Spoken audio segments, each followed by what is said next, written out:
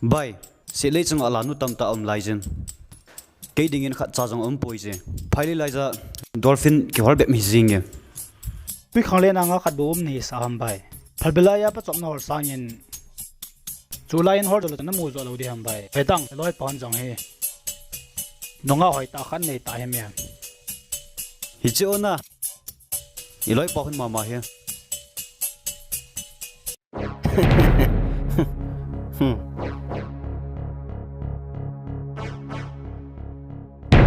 Na say di hun sa ai wanga ai nu pilo ai san pilo ka het ka ki het mo sa loi le pa ya ka ki vop pi ka le ai ki chat ka le ai dei ta bongam ki je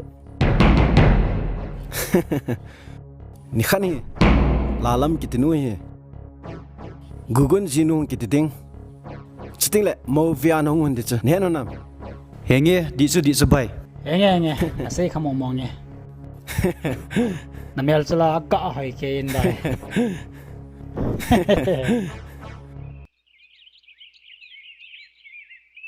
Bye, view chu.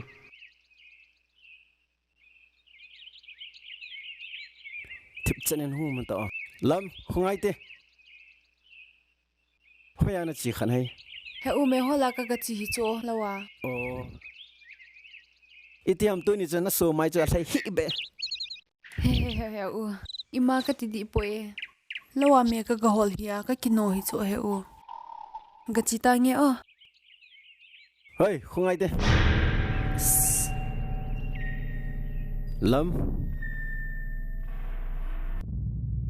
pa cha khuang pa do ting la khoi van bel de mong he nang wang bel thai nei to po tha se nom ji dan he He u. Ipi zong na sai ji hiya. Ai ho ko sung khat ki hiya. Na lunggel ji zong hi.